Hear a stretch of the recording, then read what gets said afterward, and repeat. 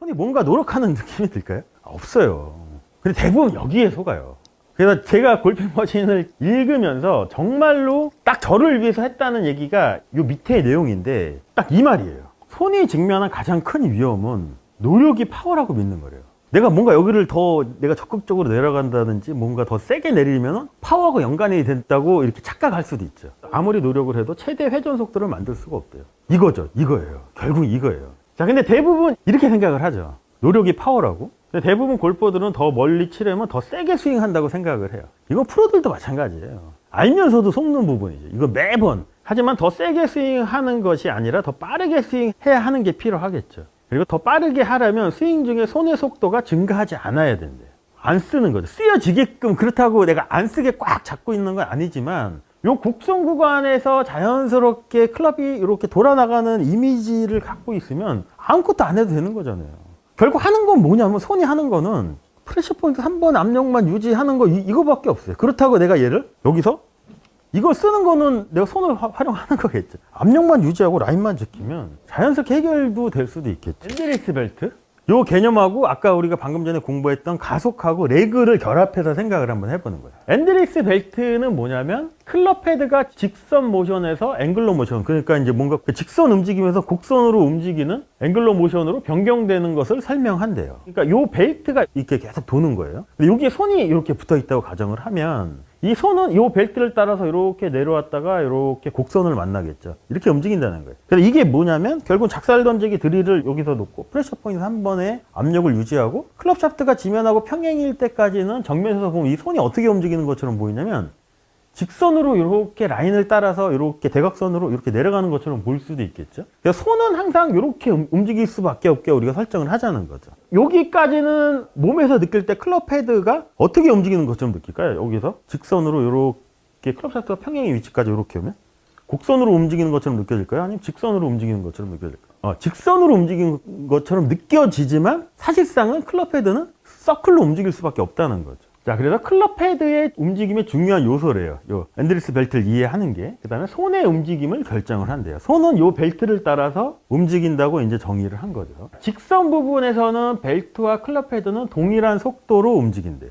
요 벨트가 이렇게 도르래 있고 여기에 있으면 요 벨트의 속도를 우리가 생각을 한번 해보자는 거죠. 얘 속도에 변화가 있을까요? 이 벨트가 계속 이렇게 돌면? 없어요. 여기 속도, 여기 속도, 여기 속도 다 똑같아요. 근데 이 벨트가 직선 구간에서 곡선을 만나면 휙 빨라질 수밖에 없거든요. 이거를 활용하자는 거예요. 자, 그래서 벨트가 플리에 여기 밑에 도르래를 도달하면 속도의 변화 없이 클럽 헤드의 표면 속도는 증가한대요. 이때는 우리 뭐를 하고 있어야 될까요? 이 곡선 구간에서도 프레셔 포인트 3번의 압력은 계속 유지를 하고 있어야 되겠죠. 그러면 결국은 곡선 구간이 뭐냐면 스윙으로 따지면 릴리스 구간일 수도 있다는 거죠. 클럽 샤프트가 이렇게 평행인 위치, 여기서 직선으로 이렇게 내려와서 결국 얘가 밑에 도르래를 만나면 돌아나가 순식간에 팔로스루 때까지 가는 거잖아요. 그러면 이 곡선을 이렇게 만나려면 우리 몸은 어떻게 해야 될까요? 여기서 계속 진행을 할 때 직선에서 곡선으로 왼쪽이 비켜줘야 돼요. 자, 근데 이거는 반지름, 스윙 아크, 그 다음에 벨트 스피드, 그 다음에 도르래 크기에 의해서 클럽 스피드는 변경이 된대요. 자, 스윙 아크가 크면 클수록 클럽 헤드의 속도도 빨라질 수밖에 없잖아요. 그 다음에 벨트 스피드가 빨라지면 된대요. 이게 내가 인위적으로 여기서 빨리 하는 게 아니고 전체적으로 얘가 속도가 빨리 가면 된다고 얘기를 하거든요. 어떻게 하면 빨리 할 수 있을까요? 이 속도를 빨리 할 수 있는 방법. 여기서 이 속도가 일정하게 가다가 여기서도 빨라지는 거잖아요. 근데 스윙어 같은 경우는 백스윙의 끝이 어디냐면 우리가 흔히 알고 있는 클럽 샤프트가 평행인 위치까지 이렇게 엔드까지 가는 거잖아요. 그러면 히터 같은 경우는 백스윙의 끝이 어디냐면 프레셔 포인트 3번의 압력이 딱 유지가 됐을 때 오른손이 오른 어깨 높이까지가 가면 백스윙이 끝났다고 생각을 하는 거죠. 그러면 이 앤드리스 벨트 개념으로 따지면 위에 곡선이 있을까요? 히터는? 없어요. 근데 스윙어는? 있어요. 그러면 여기서 내려와요. 곡선을 만나죠. 그럼 이 속도는 어떻게 될까요? 빨라져요. 그러면 직선 구간에서 그 빨라진 속도를 계속 유지할 수 있으니까 자연스럽게 히터보다는 손의 속도가 빠를 수밖에 없겠죠. 도르래 크기가 작으면 작을수록 곡선 구간에서 빨라질 수밖에 없잖아요. 이 도르래를 좀 작게 하려면 어떻게 해야 될까요? 우리가 스윙을 생각했을 때 잘 비켜줘야 돼요. 저 직선의 구간이 좀 더 길어지면 밑에 도르래의 크기가 작아지지 않을까요? 이게 벨트가 이렇게 있다고 치면 제가 얘를 이렇게 늘리면 그럼 밑에 도르래가 더 작아지겠죠. 근데 직선 구간을 길게 하려면 어떻게 하면 될까요? 프레셔 포인트 3번의 압력을 유지하고 지그시 느긋하게만 조금 더 내려가게 만들면 여기서는 훨씬 더 휙 돌아 나갈 수도 있겠죠. 인위적으로 직선 구간을 길게 하면 손의 속도를 우리가 생각을 한번 해보면 빠른 느낌이 아니고 오히려 더 느린 느낌이 맞을 수도 있다는 거죠. 그래서 아까 우리가 그 얘기 했었죠. 가속 얘기했을 때 결국은 여기서 곡선 구간을 만난다는 얘기는 오른쪽 팔꿈치가 접혀 있던 거를 착 피는 거잖아요. 빠름보다는 꾸준한 트러스트로 무거운 임팩트로 만들어진다는 게, 근데 사실상 우리 몸에서 느낄 때는 얘가 더 느리게 오는 걸 수도 있다는 거예요. 그러니까 아무것도 안 하는 거예요. 결국에는 라인 지키는 거 하나 빼놓고는 아무것도 하지 말라는 거예요. 그리고 여기 프레셔 포인트 3번의 압력을 딱 유지하고 라인만 지키게끔만 하면, 그래서 아까 펀치샷 했을 때 오른 팔꿈치 딜레이를 뭐라고 설명을 했냐면, 자, 들어놓고 오른쪽 팔꿈치가 펴지는 걸 딜레이 시키는 거는 힙 슬라이드나 힙 액션에 의해서 얘를 펴지는 거를 딜레이 시키라고 얘기를 했겠죠. 그럼 손의 움직임이 빠를 수가 없어요. 근데 얘를 이래버리면 또 문제가 생길 수 있다는 거죠. 자, 그러면 이렇게 이 개념으로 우리가 다운스윙을 한다고 치면 손이 빠른 느낌이 들까요? 손이 뭔가 노력하는 느낌이 들까요? 없어요. 근데 대부분 여기에 속아요. 그래서 제가 골핑 머신을 읽으면서 정말로 딱 저를 위해서 했다는 얘기가 요 밑에 내용인데, 이게 책에 어디 나오냐면 2장에 EM3에 나와요. 그래서 무슨 얘기를 하냐면, 클럽 페이스 정렬을 제어하기 위해 왼손은 클럽을 팔에 부착한 조정 가능한 장치래요. 머신 컨셉, 머신 컨셉. 손목 코킹조차도 손목 근육이 작용이 적절하지 않으면 왼손목 근육의 유일한 기여는 유지래요. 이거 유지하는 거겠죠. 어큐뮬레이터 3번 각도 유지하고 내가 그대로 있으면 왼손목 코킹 되는 것도 오른 어깨가 위로 뒤로 빠진 회전과 오른 팔뚝의 패닝 모션과 피건 모션에 의해서 코킹을 하는 거잖아요. 얘는 뭘 했을까요? 아무것도 안 했어요. 딱 이 말이에요. 손이 직면한 가장 큰 위험은 노력이 파워라고 믿는 거래요. 내가 뭔가 여기를 더 내가 적극적으로 내려간다든지 뭔가 더 세게 내리면 파워하고 연관이 된다고 이렇게 착각할 수도 있죠. 아무리 노력을 해도 최대 회전 속도를 만들 수가 없대요. 이거죠. 이거예요. 결국 이거예요. 이것도 이 앤드리스 벨트랑 생각을 한번 해보면, 베너간도 여기에다가 얘를 묶어놓고 이 움직임에서 이렇게 내려가는 게 뭐냐면 직선으로 아무런 노력 없이 내려가게 만들자는 거잖아요. 이게 버티컬 드롭일 수도 있어요, 이게. 자, 근데 대부분 이렇게 생각을 하죠. 노력이 파워라고. 근데 대부분 골퍼들은 더 멀리 치려면 더 세게 스윙한다고 생각을 해요. 이건 프로들도 마찬가지예요. 알면서도 속는 부분이죠. 이거 매번. 하지만 더 세게 스윙하는 것이 아니라 더 빠르게 스윙해야 하는 게 필요하겠죠. 그리고 더 빠르게 하려면 스윙 중에 손의 속도가 증가하지 않아야 된대요. 안 쓰는 거죠. 쓰여지게끔, 그렇다고 내가 안 쓰게 꽉 잡고 있는 건 아니지만, 요 곡선 구간에서 자연스럽게 클럽이 이렇게 돌아나가는 이미지를 갖고 있으면 아무것도 안 해도 되는 거잖아요. 결국 하는 건 뭐냐면, 손이 하는 거는 프레셔 포인트 3번 압력만 유지하는 거 이거밖에 없어요. 그렇다고 내가 얘를 여기서 이거 쓰는 거는 내가 손을 활용하는 거겠죠. 압력만 유지하고 라인만 지키면 자연스럽게 해결도 될 수도 있겠죠. 뭔가 해야 된다고요. 그러니까 뭐 여기서 뭐 이런 동작도 하고. 근데 이제 로리 맥킬로이가 설명을 한 것도 결국은 뭐냐면, 여기서 이렇게 내리는 게 이렇게 가는 게 아니고, 이 왼팔과 클럽이 왼팔 앞에 벽이 있으면 왼팔이 밑으로 이렇게 내려가는 거를 설명을 하는 거지. 그렇다고 얘를 이거는 아니라는 거죠.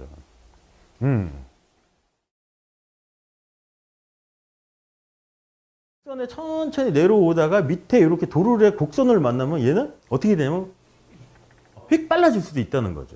그럼 이게 결국 스피드일 수도 있다는 거죠. 이거를 설명하는 거예요. 그럼 직선에서는 우리가 체감할 때는 빠른 느낌이 안 든다는 거예요. 그럼 백스윙을 해서 다운스윙을 내려올 때는 클럽 샤프트가 이렇게 평행이 될 때까지는 빠른 느낌이 들면 안 되겠죠. 그 다음에 밑에 도르래를 만나면 속도는 똑같지만 직선에서 곡선으로 바뀌는 순간 똑같지만 여기서 얘는 순식간에 이 반대쪽까지 갈 수가 있거든요.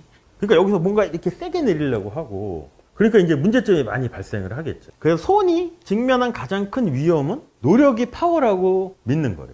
근데 아무리 노력해도 클럽 헤드의 최대 스피드를 만들 수 없다고 하거든요. 자, 우리는 공을 멀리 치기 위해서 어떤 노력을 할까요? 다운스윙에서 내려올 때. 손을 이렇게 세게 내리려고 하지 않나요? 이런 노력을 할 필요가 없다는 거예요. 앤드리스 벨트 개념에 의해서 그냥 가만히 내버려 두면 모든 것들이 그냥 자연스럽게 직선 구간에서 천천히 내려오지만 곡선을 만났을 때는 클럽 헤드가 이렇게 빨리 움직이는 모든 것들이 잘 될 수도 있다는 거예요. 골핑 머신에서도 이제 중요한 개념 중에 하나가 뭐냐면 엔드리스 벨트. 그러니까 다운스윙에서 어떻게 하면 내가 가속을 유지하고 아무런 노력 없이 조금 더 효율적인 스피드를 만들 수 있냐에 관한 내용이거든요. 엔드리스 벨트 효과는 클럽 헤드가 직선 모션에서 앵글러 모션으로 변경되는 것을 설명을 한대요. 자, 우리가 백스윙 이렇게 들었어요. 근데 우리가 작살 던지기 개념으로 보면 클럽 샤프트가 이렇게 지면하고 평행이 될 때 프레셔 포인트 3번은 어떤 느낌이 강해지냐면 이게 직선적으로 이렇게 내려가는 느낌이 강해지겠죠. 자, 그 다음에 얘가 이렇게 평행이 된 위치에서 얘가 떨어지게 허용을 하고 오른쪽이 공에 가까워지고 왼쪽이 멀어지면 그 다음부터 이 클럽 헤드는 직선으로 움직이는 게 아니고 어떻게 움직이냐면 안에서 바깥으로 다시 안으로 들어오면 이렇게 곡선의 움직임으로 움직이겠죠. 그거를 설명한 거예요. 우리가 상상을 하는 거예요. 여기 있는 그림처럼 이렇게 내려올 때 손이 이 벨트를 따라 계속 움직인다고 생각을 한번 해보면 백스윙 할 때는 여기서 평행의 위치에서 픽업 모션에서 이렇게 올라가겠죠. 이렇게 여기까지 와서 라인을 지키면서 가면 제 손을 한번 봐보세요. 이렇게 대각선으로 이렇게 위로 그냥 직선으로 올라가는 느낌이 들 수도 있거든요. 내려올 때도 얘를 이렇게 찾아 내려오는 거예요, 직선을. 근데 저 벨트의 움직임을 우리가 생각을 해보시면 이렇게 도르래가 있잖아요. 저 벨트가 계속 무한대로 도는 거예요. 그래서 엔드리스 벨트거든요. 그럼 저 벨트의 속도의 변화가 있을까요? 똑같겠죠, 벨트가 돌아가는 속도가. 그럼 직선 구간에서는 어떻게 되냐면 빠른 느낌이 안 들겠죠. 근데 얘가 이렇게 천천히 직선에 천천히 내려오다가 밑에 이렇게 도르래 곡선을 만나면 얘는 어떻게 되냐면 휙 빨라질 수도 있다는 거죠. 그럼 이게 결국 스피드일 수도 있다는 거죠. 이거를 설명하는 거예요. 그래서 클럽 헤드 움직임의 중요한 요소이며 손의 움직임을 결정한다. 손이 저 벨트에 붙어 있다고 상상을 하는 거예요. 자, 그래서 직선 부분에서는 벨트와 클럽 헤드는 동일한 속도를 갖는데요. 오른팔뚝 플라잉 웨지에 의해서 손하고 클럽 헤드는 동일한 거잖아요. 손이 이렇게 내려오면 클럽 헤드도 동일하게 내려오겠죠, 이렇게.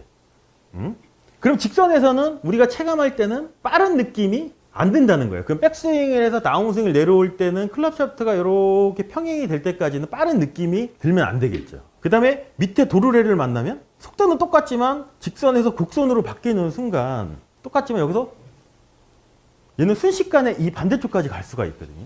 그러니까 여기서 뭔가 이렇게 세게 내리려고 하고 그러니까 이제 문제점이 많이 발생을 하겠죠. 그래서 아까 우리가 우리가 공부했을 때 무슨 얘기를 했냐면 이 얘기를 했죠. 오른팔 펴지는 거는 빠름보다는 꾸준한 트러스트가 돼야 된대죠. 여기서도 보시면 팔꿈치가 직선으로 이렇게 내려와요. 직선으로 내려올 때 몸은 비켜줄 거예요. 그 팔꿈치가 안 풀리겠죠. 근데 여기서 곡선을 만나는 순간 휙 펴지죠. 이게 트러스트일 수도 있잖아요. 자, 그래서 벨트가 풀리에 도달하면 속도의 변함없이 클럽 헤드의 속도는 증가할 수 있대요. 그래서 클럽 헤드 스피드는 반지름의 크기가 커지거나 아니면 벨트 스피드가 전체적으로 빨라지거나 또는 도르의 크기에 의해서 스피드가 변할 수 있다고 얘기를 하거든요. 자, 반지름의 크기가 크다는 얘기는 뭐냐면 팔의 길이는 정해져 있죠. 웨지는 얘가 짧을 거고 드라이버는 기니까 이 움직임에 의해서 클럽 헤드의 속도가 변화가 되는 거고 벨트 속도가 전체적으로 빨라지면 된대요. 근데 손으로는 빨리 할 수 없잖아요. 어떻게 해결하면 될까요, 저거를? 빨리 할 수 있는 방법, 벨트 스피드를. 스윙어랑 히터 개념으로 우리가 놓고 보면 우리가 손의 속도를 저 벨트의 직선 구간에서 속도를 빨리 하려면 어떻게 하면 되냐면 백스윙 탑을 어디까지 보내면 되냐면 직선에서 넘어가서 여기 위에 도르래를 만나게 하면 어떻게 되냐면 히터의 백스윙 탑은 클럽 샤프트가 이게 평행인 위치죠. 그러면 직선에서 여기 곡선을 이렇게 만나죠. 그럼 여기서 저기를 향해서 직선으로 이렇게 내려오려고 하면 어떻게 되냐면 손이 처음부터 직선이 아니고 여기서 곡선을 만나면 이 손의 속도도 자연스럽게 증가할 수밖에 없잖아요. 그럼 그 증가한 속도를 직선 구간에서 계속 유지를 하면 히터에 비해서 스윙어가 훨씬 더 스피드가 빠를 수 있다는 거죠. 그래서 히터는 백스윙의 끝이 어디냐면 저 엔드리스 벨트 개념으로 보면 위에 곡선을 안 만나요. 직선 구간에서 끝나요. 스윙어는 우리가 흔히 알고 있는 여기까지 가죠. 그러면 여기서 위에 도르래를 만나는 거죠. 위에 도르래 곡선에서 이렇게 내려오면 속도가 증가하고 그 다음에 그 증가한 속도가 직선 구간에서 계속 유지가 되면 히터에 비해서 스윙어가 벨트 스피드가 더 빠를 수도 있다는 거죠. 자, 그때 이제 손은 뭘 하냐는 거예요. 결국에는 양손은 내려올 때 뭐만 하면 될까요? 저 개념으로 따지면 뭔가를 해야 될까요? 스피드를 내기 위해서 이제 그거를 또 설명을 해요. 이제 호모 켈리가 자, 클럽 페이스 정렬을 제어하기 위해 왼손은 클럽을 팔에 부착한 조정 가능한 장치래요. 여기서 조정 가능한 장치라는 건 뭐냐, 머신 컨셉에 의해서 얘는 수직 모션과 회전밖에 못한다는 거죠. 근데 얘가 자체적으로 하는 게 아니고 다른 움직임에서 회전이 되고 수직이 되는 거예요. 왼손목 코킹조차도 손목의 근육 작용이 적절하지 않대요. 그 얘기는 머신 컨셉에 의해서 왼손목 코킹은 뭐가 만들어주냐면 오른쪽 팔꿈치의 픽업에 의해서 만들어주죠. 손목 근육의 유일한 기여는 뭐냐면 유지래요. 유지. 이 상태를 계속 유지하는 거예요. 근데 유지를 하는 거지, 또 여기서 오해를 할 수 있는 게 뭐냐면 얘를 못 움직이게 잡고 있다는 건 아닌 거죠. 이 상태를 놓고 오른 어깨가 이렇게 움직일 때 움직이기는 허용을 해야 되겠죠. 그리고 팔꿈치가 접힐 때 왼손목 코킹하고 왼팔이 올라가는 동작을 또 허용을 해줘야 되겠죠. 그래서 자꾸 제가 머신 컨셉을 자꾸 얘기를 하는 이유가, 이게 깨지는 순간 여기서 얘기하는 모든 것들이 다 깨져버려요. 그래서 손이 직면한 가장 큰 위험은 노력이 파워라고 믿는 거래요. 근데 아무리 노력해도 클럽헤드의 최대 스피드를 만들 수 없다고 하거든요. 자, 우리는 공을 멀리 치기 위해서 어떤 노력을 할까요? 다운스윙에서 내려올 때 손을 이렇게 세게 내리려고 하지 않나요? 이런 노력을 할 필요가 없다는 거예요. 앤드리스 벨트 개념에 의해서 그냥 가만히 내버려 두면 모든 것들이 그냥 자연스럽게 직선 구간에서 천천히 내려오지만 곡선을 만났을 때는 클럽헤드가 이렇게 빨리 움직이는 모든 것들이 잘 될 수도 있다는 거죠. 그래서 대부분 골퍼들은 멀리 치려면 더 세게 스윙해야 된다고 생각을 하겠죠. 하지만 더 세게 스윙하는 것이 아니라 더 빠르게 스윙을 해야 된대요. 그리고 더 빠르게 하려면 스윙 중에 손의 속도가 인위적으로 증가시키면 안 된다는 거죠. 보통 아마추어 분들이 제일 구분하지 못하는 게 뭐냐면 빠른 거랑 센 거랑을 구분 못해요. 처음에는. 가속이라는 개념을 잘 생각해 보시면, 자, 가속은 이거잖아요. 점점 빨리 떨어지는 거죠. 그럼 이게 스피드일 수도 있잖아요. 가속이라는 게. 근데 우리가 위에서 아래로 떨어질 때 우리가 어떤 노력을 하냐는 거예요. 아무 노력도 안 하죠. 아무것도 안 하고 직선을 유지하면서 라인을 지킬 때 몸이 비켜주고. 근데 그게 처음에는 어렵죠. 내가 뭔가 노력을 안 한 것 같고, 내가 뭔가 더 하면 더 나올 것도 같고, 아니라는 거죠. 그러니까 우리가 결국은 좋은 골프 스윙을 하려면 골프 스윙이라는 동작이 무의식 속에 나와야 되거든요. 내가 생각을 안 해도 자연스럽게 모든 게 나와줘야 되잖아요. 근데 우리가 그런 경험을 해봤어요. 지금까지 살면서. 그 비슷한 경험을. 내가 생각을 안 해도 자연스럽게 움직이는 거. 뭐가 있을 수 있을까요? 한국 사람들은 이거를 정말 잘해요. 전 세계에서 제일 잘해요. 내가 생각을 안 해도 자연스럽게 그냥 나오는 동작. 젓가락질.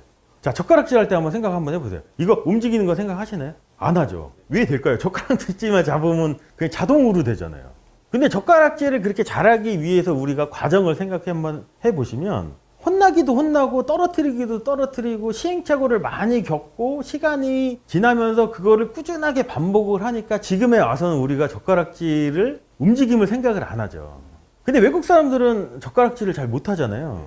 왜 못할까요? 그거를 이제 분석을 해봤더니 생각을 안 돼요. 젓가락질을 하면서 막 배우잖아요. 뭐 검지는 어떻게 움직이고 엄지손가락은 어떻게, 그걸 생각하면서 하니까 안 된다고 하더라고요. 근데 스윙도 비슷하다는 거예요. 내가 라인 지키는 거에 모든 것을 다 싱크를 마치고 그냥 라인만 지키는 것만 내가 집중을 하고 몸의 움직임, 뭐 손의 움직임 이런 거를 모든 거를 동기화하면 우리는 젓가락질 하듯이 그거를 좀 더 자연스럽게 할 수 있다는 거죠. 근데 우리가 젓가락질을 잘하는데 몇 년이나 걸렸을까요? 어렸을 때부터 해가지고 해봤자 한 초등학교 들어가면 다 젓가락질 잘 하잖아요. 그러면 그 기간이 그렇게 길지 않다는 거죠.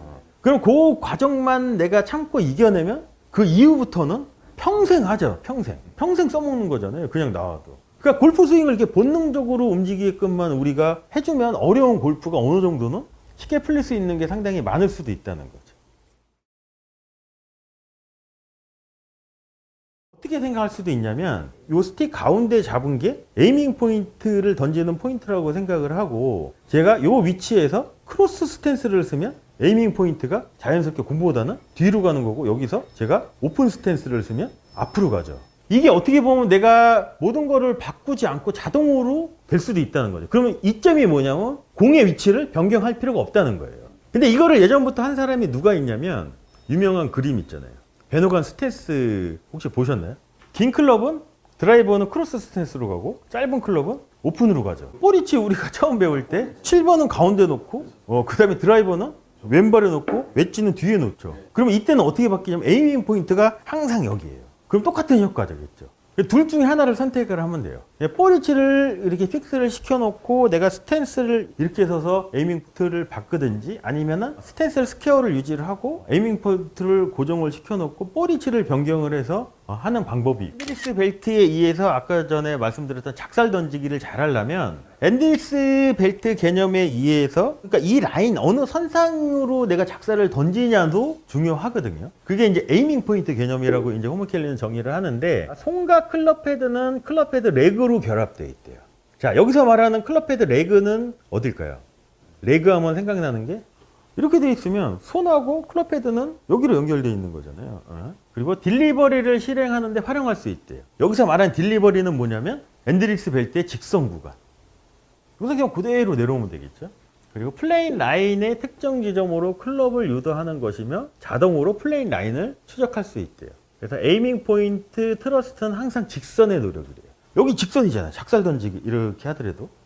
근데 여기서 얘가 떨어지는 것도 중력이 하는 거고 나는 이 벨트를 따라서 손이 이렇게 가면 결국에는 내가 아무리 직선을 유지하고 싶어도 밑에 도르래를 만나면 곡선으로 움직이는 거겠죠. 그러니까 내 몸에서는 계속 직선으로 움직이는 느낌을 받아야 된다는 거예요. 프레셔 포인트 3번을 사용하여 플레인 라인을 추적하면 된대요. 이게 아까 그 말씀드렸던 작살 던지기들이에요. 핸드 스피드가 빨라지면 에이밍 포인트가 볼보다는 뒤로 가야 된대요. 만약에 볼이 여기 있다고 가정을 하면 얘가 이렇게 빨라지면 우리가 작살 던지는 포인트를 공으로 던지면 안 되고 공보다 뒤를 향해서 작살을 던져야 된대요. 그럼 어떻게 되냐면 공보다 뒤로 던지려면 몸의 움직임이 훨씬 더 많아져야 되거든요.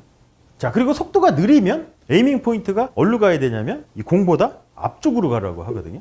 왜냐면 속도가 느린 것만큼 내가 이렇게 유지를 하면 몸의 움직임도 상당히 조금 느려질 수밖에 없고. 자, 근데 벨트 스피드가 빠른 거는 스윙어고 느린 거는 히터잖아요. 그럼 이게 볼 위치하고도 결정이 되는 거죠. 결국은 공 위치를 여기를 픽스를 시키고 어떻게 생각할 수도 있냐면 이 스틱 가운데 잡은 게 에이밍 포인트를 던지는 포인트라고 생각을 하고 제가 이 위치에서 크로스 스탠스를 쓰면 에이밍 포인트가 자연스럽게 공보다는 뒤로 가는 거고 여기서 제가 오픈 스탠스를 쓰면 앞으로 가죠. 이게 어떻게 보면 내가 모든 거를 바꾸지 않고 자동으로 될 수도 있다는 거죠. 그러면 이점이 뭐냐면 공의 위치를 변경할 필요가 없다는 거예요. 근데 이거를 예전부터 한 사람이 누가 있냐면 유명한 그림 있잖아요. 베노간 스탠스 혹시 보셨나요? 긴 클럽은 드라이버는 크로스 스탠스로 가고 짧은 클럽은 오픈으로 가죠. 그러면 방금 전에 설명드렸던 에이밍 포인트가 공 위치를 바꾸지 않고 오픈 스탠스로 하면 공보다 앞으로 가고 크로스 스탠스로 하면 공보다 뒤로 가겠죠. 자동으로 되겠죠. 근데 우리는 또 한 가지 방법으로 해요. 이걸 에이밍 포인트를 바꿔요. 알게 모르게. 어떻게 바꿀까요 또?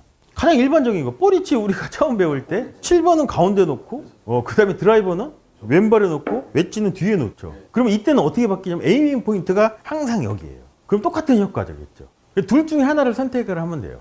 볼 위치를 이렇게 픽스를 시켜놓고 내가 스탠스를 이렇게 서서 에이밍 포트를 바꾸든지 아니면은 스탠스를 스퀘어를 유지를 하고 에이밍 포트를 고정을 시켜놓고 볼 위치를 변경을 해서 하는 방법이 있고 어느 게 더 일관성이 있을까요? 둘 중에 하나를 따지면. 볼 위치를 우리가 정확하게 해야지 그것도 되는데 그게 만약에 볼 위치를 정확하게 바꾸지 않으면 또 문제가 될 수도 있겠죠. 그래서 선수들은 더 저 위에 거를 더 선호를 해요. 오히려. 이것도 나중에 한번 고민을 한번 해보세요. 재미있는 포인트가 상당히 많아요. 그리고 이제 또 볼 게 뭐냐면 이제 촉다운이라는 표현 쓰죠. 한국에서는 잘 안 쓰는데 이제 미국 교수가들은 이 표현 자주 쓰거든요. 짧게 잡는 거. 그러면 이게 어떻게 보면 에이밍 포인트나 뭐 임팩트 정확성과도 연관이 될 수 있다는 거죠. 자, 그래 긴 클럽을 짧게 내려잡게 되면 에이밍 포인트가 앞으로 이동한대요. 그렇겠죠. 그러면 촉다운을 하면 모든 클럽의 샤프트의 길이가 같아지면서 정확한 타이밍을 얻을 수 있다고 얘기를 하거든요. 그리고 하나의 릴리스 느낌과 하나의 볼 위치를 사용하여 일관성을 유지하기가 훨씬 더 수월하대요. 이걸 투어에서 하는 사람이 있잖아요. 맞아. 딕센버가 이거 보고 전체적인 클럽을 동일한 길이로 맞추고 라이 앵글도 동일하게 맞춘 거예요. 하나의 스윙을 갖고 이제 모든 클럽을 이제 동일한 느낌을 갖기 위해서. 그럼 볼 위치 바꿀 필요 없고 다 바꿀 필요가 없겠죠.